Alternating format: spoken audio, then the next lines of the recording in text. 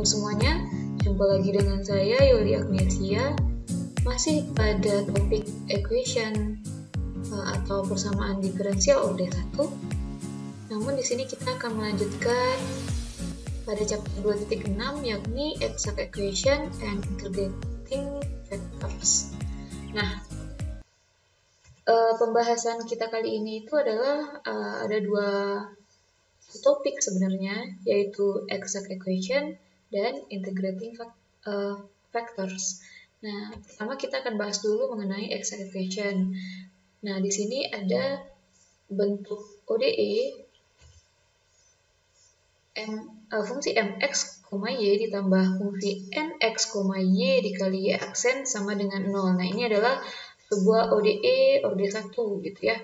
Nah, misal kita asumsikan atau kita punya fungsi psi, itu psi, dan sebentar ya. Nah, ini adalah fungsi psi, demikian sehingga jika fungsi ini kita turunkan terhadap x, maka dia akan sama dengan mx, y. Namun jika kita turunkan si fungsi psi itu terhadap y, maka dia akan sama dengan nx, y. Nah, sedemikian sehingga nanti si fungsi ini, fungsi psi dalam variabel x, y ini sama dengan y, yang fungsi ini itu mendefinisikan bahwa variabel y-nya itu implisit gitu dalam fungsi x. Nah, kemudian, berdasarkan yang ini tadi, dua buah persamaan ini, kita bisa ganti ODE order 1 yang bentuknya seperti ini menjadi ke dalam bentuk fungsi psi gitu ya. Tadi kan mx, y itu adalah turunan psi terhadap x. Makanya do psi do x. Jadi ini adalah turunan parsial sebenarnya ya. Nah, kemudian mx, y itu sama dengan do psi do y. Nah, dikali y aksen adalah turunan y terhadap x. Nah, jadi kita bisa ubah bentuk ini dengan aturan lantai menjadi bentuk seperti ini. Jadi si bentuk ini adalah sama dengan fungsi psi dalam px diturunkan terhadap x. Nah, karena kita sudah menyatakan tadi bahwa px ini adalah fungsi y secara implisit gitu ya. Jadi ini sebenarnya ada y di dalam gitu. Cuman dinyatakan secara implisit saja. Oleh karena itu kita akan menurunkannya nanti ada turunan terhadap y-nya. Maksudnya turunan di x-nya gitu. Nah, sehingga bentuk yang mx y tambah nx y aksen sama dengan 0 ini bisa kita ubah menjadi bentuk seperti ini. Nah, tadi kan ini sama dengan Nah, tadi kan ini sama dengan ini, ya kan? Ini kita tulis yang dua sebelah kirinya ini akan sama dengan turunan psi terhadap x sama dengan 0. Nah, ini seperti ini. Nah, maka si x, y sama dengan c itulah yang mendefinisikan solusi dari PD kita secara implisit. Nah, kan kalau sudah bentuknya seperti ini, kita bisa pakai integral biasa ya, integralkan kiri dan kanannya, sehingga nanti si x, y sama dengan c itu adalah solusi untuk persamaan diferensial kita. Nah, pada masalah ini atau di kasus seperti ini, ODE yang barusan kita cari itu disebut dengan ODE yang eksak gitu. Nah, ada sebuah teorema di mana teorema ini menjelaskan bentuk ODE sama seperti yang sebelumnya, di mana fungsi m, n, turunan m terhadap y dan turunan n terhadap x itu semuanya adalah fungsi kontinu dan kontinnya semua adalah fungsi kontinu pada area R. Nah, daerah R gitu ya, yaitu daerah R itu adalah X-nya bernilai di antara alfa dan beta, dan Y-nya itu bernilai di antara gamma dan delta.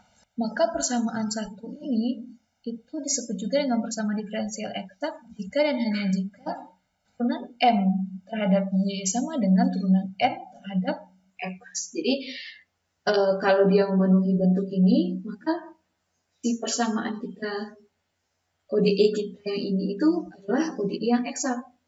Nah, maka kita bisa memastikan kalau ada sebuah fungsi gitu ya, ada fungsi psi yang memenuhi kondisi seperti ini. Nah, kalau si itu turunannya terhadap x sama dengan m dan turunannya terhadap y sama dengan m gitu ya. Nah, hanya jika m dan n itu memenuhi persamaan ini. Nah, jadi teorema ini cuma mau bilang, bukan cuma ya, dia tuh mau bilang kalau persamaan ODE yang bentuknya seperti ini, M, N, dan turunannya terhadap M terhadap Y, N terhadap X itu kontinu di daerah R gitu ya, dan dia memenuhi persamaan ini, maka dia adalah persamaan diferensial eksak, di mana nanti kita bisa temukan sebuah fungsi yang memenuhi persamaan seperti ini, dan fungsi ini nanti yang membantu kita untuk menemukan solusi dari PDE ini. Oke, nah kita masuk saja ke contoh untuk lebih jelasnya ya. Nah, kita punya persamaan diferensial dy per dx sama dengan negatif x tambah 4y dibagi 4x dikurang y. Nah, bentuk ini kita ubah jadi bentuk umumnya ini nih. Nah, sehingga kita peroleh x plus 4y ditambah 4x dikurang y dikali y aksen. Nah, bisa ya ini menggantinya. Oke. Kemudian kita bisa identifikasi kalau fungsi mx, y-nya itu adalah x plus 4y dan fungsi nx, y-nya itu adalah 4x kurang y. Dan kita juga bisa cek gitu ya, apakah si persamaan diferensial ini eksak. Nah, berdasarkan teorema tadi kita bisa cek bahwa kalau eksak itu dia harus memenuhi bentuk ini. Turunan si M ini terhadap Y, berarti kan ini turunannya terhadap Y 4 ya. Nah, 4. Kita cek turunan M terhadap X apa? 4 juga. Nah, karena turunan M terhadap Y sama dengan turunan M terhadap X, maka persamaan diferensial kita ini disebut dengan persamaan diferensial eksak. Nah, berdasarkan teorema 2.61, kita bisa cari fungsi P, di mana fungsi itu memenuhi ini. Jadi turunan psi terhadap X itu adalah sama dengan M. Dan turunan psi terhadap Y itu sama dengan N.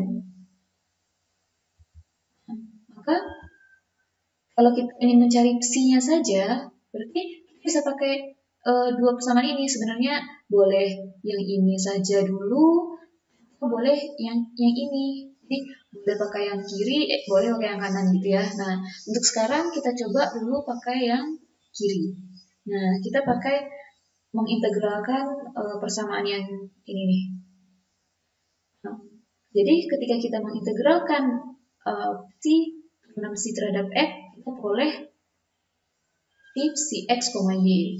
Lalu yang X plus 4Y kita integralkan terhadap X juga, sehingga kita peroleh bentuknya seperti ini.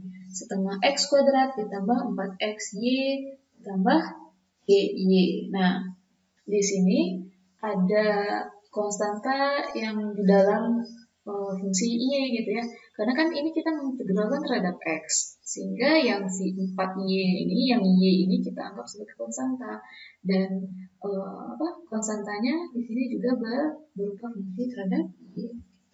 Nah, kemudian kita tadi sampai di sini.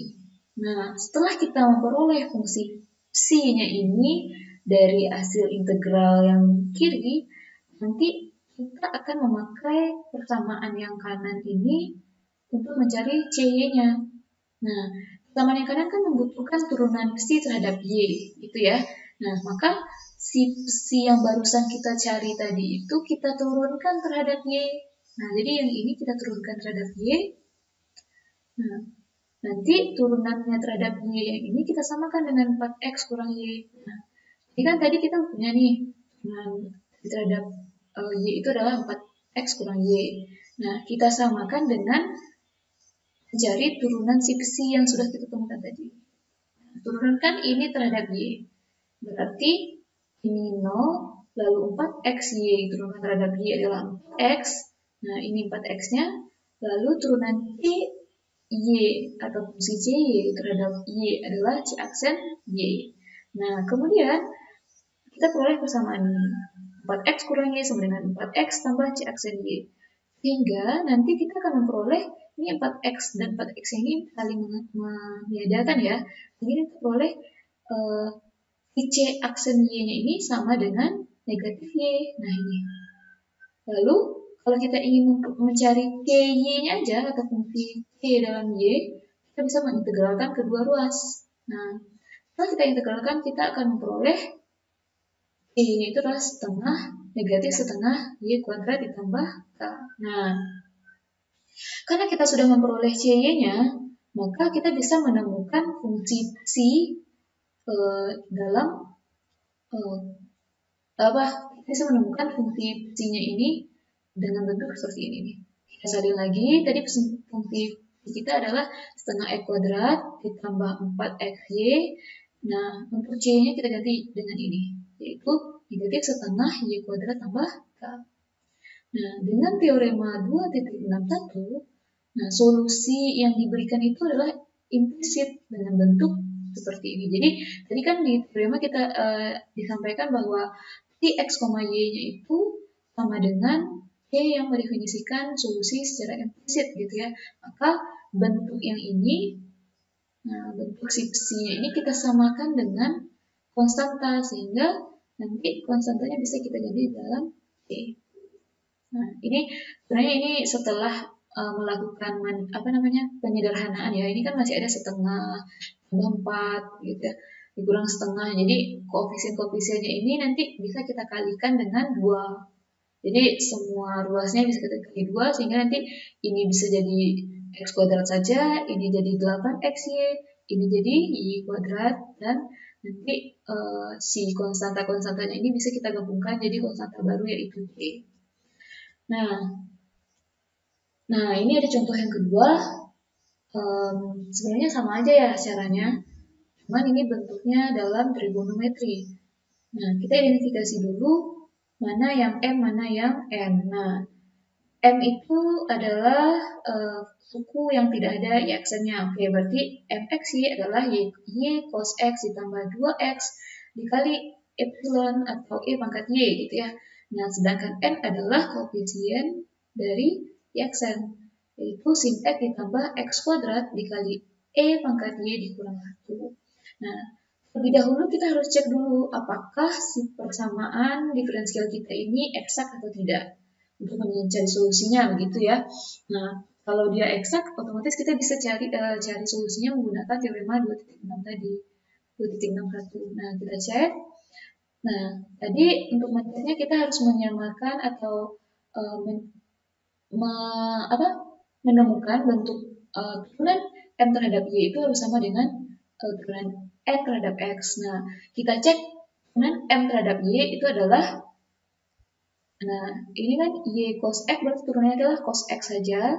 Dan di sini kita punya 2X E pangkat Y. Nah, turunan E pangkat Y itu adalah dirinya sendiri kan, E pangkat Y lagi. Nah, kebetulan si koefisien yang dalam X ini kita anggap konstanta, otomatis turunannya jadi 2X dikali E pangkat Y. Nah, sekarang bagian X, Y kita turunkan terhadap X. Nah, sin X itu turunannya adalah cos X. Nah, jadi ini dia cos X. Kemudian X pangkat 2 dikali E pangkat Y itu turunannya dalam X adalah, nah, di sini E pangkat Y itu dianggap konstanta sehingga turunan kita fokus pada X kuadrat saja. yaitu 2x dikali dengan koefisiennya yang ini sebenarnya jadi 2x e pangkat y. Nah, 1 turunannya 0 gitu ya. Nah, ternyata benar bentuk turunan m terhadap y sama dengan bentuk turunan n terhadap x, sehingga si ODE kita yang ini disebut dengan ODE eksak. Oleh karena itu, kita bisa pakai teorema 2.61 untuk mencari solusi dari IPG-nya ini. Nah, kita bisa cari calon solusi kita yaitu fungsi psi ya, dengan fungsi psi itu memenuhi turunannya terhadap x itu adalah m. Nah, kita sebenarnya kan misalkan kita mencari psi di mana psi turunannya terhadap x itu adalah m. Nah, ini dia m-nya. Lalu kalau kita turunkan psi itu terhadap y, itu akan sama dengan m. Ini dia. Nah, nanti kita bisa pakai salah satu kan tadi. Nah, di sini kita tetap pakai yang sebelah kiri, sehingga kita integralkan kedua ruas gitu ya. Ini kita integralkan jadi seperti ini. Lalu yang ruas sebelah kanan juga kita integralkan seperti ini. Maka kita akan memperoleh si fungsi psi-nya itu yaitu y sin x. Nah, jadi integralkan y cos x terhadap x yaitu y sin x, kemudian integralkan 2x dari e pangkat y itu jadi x kuadrat e pangkat y ditambah dy. Nah, kita punya nih fungsi si x, y-nya, tapi masih dalam y atau fungsi dalam y gitu ya. Nah, untuk menemukan y, kita pakai persamaan yang sebelah kanan. Nah, yang ini. Nah, persamaan sebelah kanan kan butuh turunan y terhadap y, ya kan? Nah, berarti si yang barusan kita dapatkan ini, kita turunkan terhadap y lagi. Nah, jadi kan kita punya si x, y sama dengan sin x. Nah, ini kan. Nah, kita tulis lagi. Kemudian kita samakan bentuknya dengan menurunkan fungsi si yang barusan kita peroleh. Diturunkan terhadap y. Nah, y sin x diturunkan terhadap y yaitu sin x. Kemudian x kuadrat e pangkat y diturunkan terhadap y berarti tetap ya x kuadrat e pangkat y. Dan turunan y itu adalah c aksen y. Karena kita menurunkannya terhadap y gitu ya. Nah, lalu kita kan di sini tujuannya adalah untuk mencari c aksen y atau cy sebenarnya ya. Nah, berarti kita lihat kalau sin x dengan sin x yang ini bisa saling meniadakan, kemudian x kuadrat e pangkat y bisa saling meniadakan juga, sehingga yang tersisa adalah x y sama dengan negatif 1. Nah, yang seperti ini. Nah, kemudian kita bisa integralkan kedua ruas, sehingga kita akan memperoleh y-nya itu sama dengan negatif y ditambah k. Jadi kita mengintegralkan terhadap y gitu ya. Nah, setelah kita peroleh cy, maka kita bisa lengkapi fungsi psi kita tadi dengan mengganti cy-nya. Y-nya adalah negatif y plus k. Nah, setelah kita peroleh fungsi psi kita adalah y dikali sin x tambah x kuadrat e pangkat y dikurang y tambah k. Nah, dengan teorema 2.61 tadi juga kita bisa memperoleh solusi dari PD kita secara implisit. Nah, jadi si x, y ini kita samakan dengan konstanta. Sehingga ini sama dengan konstanta baru yaitu y, gitu ya. Oke, sekarang kita masuk ke persamaan yang bukan eksak, non-exact equation gitu ya. Nah, kita punya sebuah persamaan diferensial, bentuknya seperti ini. Kemudian kita cek. Oke, kita identifikasi dulu nih. N-nya adalah 3xy tambah y kuadrat, dan N-nya adalah 2xy plus x pangkat 3. Dan kita mau cek nih, apakah dia eksak gitu ya. Nah, kita cek turunan M terhadap Y. Oke, kalau kita turunkan ini terhadap Y, berarti ini 3x, kemudian ini 2y. Lalu kita cek turunan N terhadap x. Nah, turunan N terhadap x berarti ini adalah 2y, kemudian yang sebelah sini adalah 3x kuadrat. Nah, ternyata bentuk my x, y ini tidak sama dengan bentuk nx, x X, Y ini. Nah, coba kita perhatikan. Ini 3X plus 2Y. Nah, ini 2Y plus 3X kuadrat. Jelas ini berbeda gitu ya. Nah, karena ini berbeda, maka ODE kita bukanlah ODE eksak. Nah, berarti kita tidak bisa menggunakan metode seperti yang sebelumnya untuk mencari solusinya. Nah, misal ya kita paksakan nih pakai metode yang sebelumnya gitu. Kita mau cari fungsi psi gitu. Sedemikian sehingga nanti fungsi psi-nya itu memenuhi turunan terhadap x sama dengan m, turunan terhadap y sama dengan n gitu kan. Nah, kita ikuti langkah yang sebelumnya. Kita mau cek aja nih gitu. Emang beneran gak bisa gitu ya. Nah, kemudian kita kan tadi kayaknya pakai di persamaan sebelah kiri ya. Si persamaan ini kita integralkan sehingga kita peroleh fungsi psi yang mengintegralkan bentuk ini yaitu 3x kuadrat y per 2 tambah x y kuadrat tambah cy. Lalu bentuk fungsi si psi ini nanti kita turunkan terhadap y dan kita samakan bentuknya dengan fungsi n gitu ya. Kita sampai sini tadi. Lalu bentuk yang sebelah kanan yang psi y sama dengan n tadi nanti kita samakan dengan menurunkan psi yang barusan kita peroleh terhadap y. Nah, ini kita turun terhadap y berarti 3x kuadrat per 2. Ini berarti 2x y. Y turunannya adalah c aksen y. Nah, sekarang permasalahannya adalah kita akan mencari c aksen y atau cy sebenarnya kan. Nah, kita pindah ruas.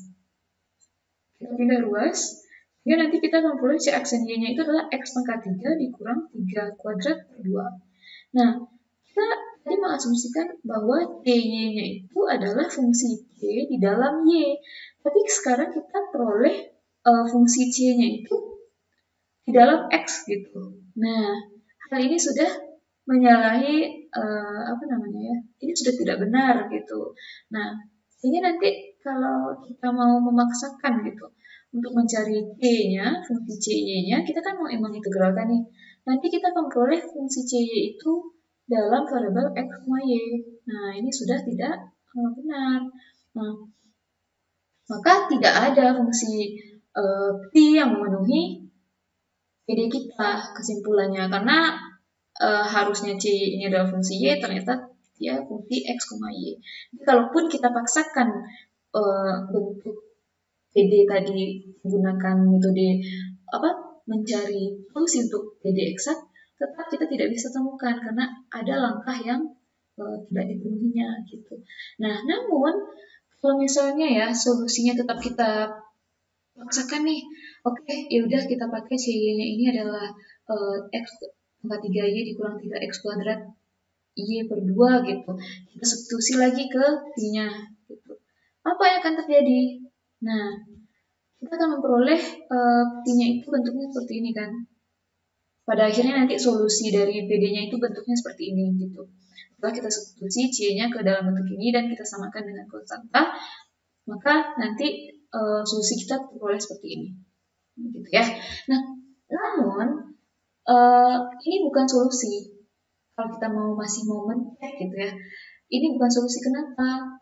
Karena kalau kita gambarkan ke dalam kita plot gitu ya direction field dari si PD kita ini dan kita juga gambar solusi yang kita peroleh tadi, maka kita dapat lihat di grafik ini bahwa kita bisa lihat bahwa y-nya itu tidak memenuhi si teman diferensial kita. Nah, ini direction field-nya itu tidak cocok dengan integral kurva integralnya gitu. Nah, ada ketidakcocokan. Nah, dari kurvanya ini saja kita bisa lihat, ini membuktikan bahwa si solusi yang kita peroleh tadi itu tidak memenuhi ODE kita atau persamaan diferensial kita. Nah, balik lagi dari pembahasan kita itu sebenarnya adalah kita mau mengatakan bahwa PD yang bukan eksak itu tidak bisa dicari dengan menggunakan metode penyelesaian eksak atau PD eksak itu. Jadi kalau kita udah sampai di step ini yang mengatakan kalau turunan M terhadap Y tidak sama dengan turunan N terhadap X, dan kita sampai di kesimpulan ODE bukan PD non eksak gitu, berarti kita tidak bisa menyelesaikannya sama dengan PD eksak gitu. Jadi bagaimana cara menyelesaikannya? Nah, ini akan kita bahas menggunakan integrating factor gitu ya. Nah, oke. Nah, jadi kalau misalnya kita punya PD non eksak gitu. Nah, kita bisa membuat PD yang non eksak itu menjadi eksak. Bagaimana caranya? Yaitu dengan mengalihkan kedua ruas atau si PD kita tadi itu dengan faktor integrasi, yaitu mu x, y. Nah, jadi kita punya PD-nya itu bentuknya seperti ini kan. Nah, ODE kita bentuknya seperti ini, lalu kita kalikan dengan faktor integrasi mu. Nah, kita peroleh persamaan yang kedua ini.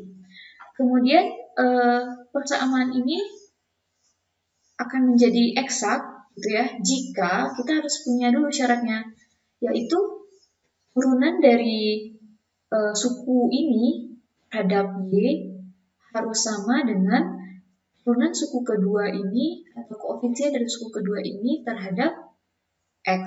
Nah, itu kan tadi kan ini syarat PD eksak.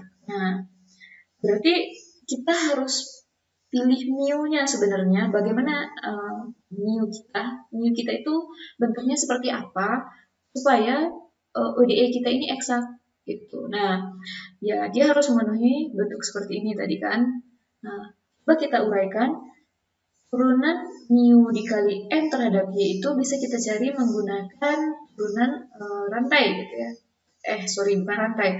Bisa kita cari menggunakan aturan perkalian. Nah, ini juga aturan perkalian.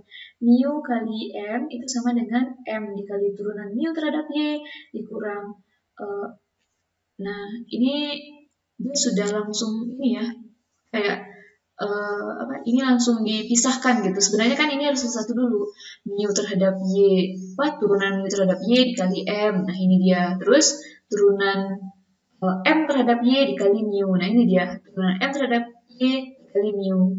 Terus untuk yang ruas ini mu x turunan mu terhadap x dikali n. Nah, ini dia. Kemudian turunan n terhadap x dikali mu. Nah, ini dia. Nah, setelah pindah ruas gitu, jadilah seperti ini bentuknya, gitu ya. Nah, oke.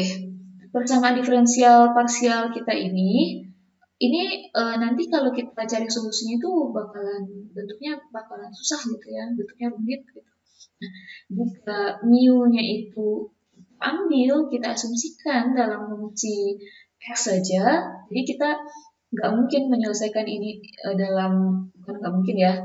Ini kalau diselesaikan, ini kan diferensial parsial ya nantinya karena ada dua variabel x, y di sini gitu. Nah, jadi kita mengasumsikan fungsi mu-nya itu adalah fungsi dalam x saja sekarang. Nah, sehingga ketika kalau dia itu adalah fungsi dalam x saja, kita turunkan terhadap y, maka turunannya akan menjadi sama dengan 0. Nah, ya kan? Jadi nanti si mu y ini adalah 0. Sehingga kita akan memperoleh bentuk yang persamaan yang ini, kita akan memperoleh jadi seperti ini. Nah, kalian bisa otak-atik ya. Coba sampai ketemu bentuk seperti ini. Coba ya. Nah, ini jadi latihan aja. Oke. Nah, nanti setelah ketemu bentuk seperti ini, nah, kita akan mencari mu-nya. Bagaimana caranya? Ya dengan mengintegralkan kedua ruas. Nah, jadi sebenarnya di sini kan kita mengambil jika mu-nya itu dalam x saja. Nah, kalau misalnya mau mu-nya itu dalam y saja, ya coba dipelajari di buku referensi ya. Nah, lanjut ya. Nah, tadi kita boleh, sekarang kita masuk ke contoh. Sekarang kita masuk ke contoh.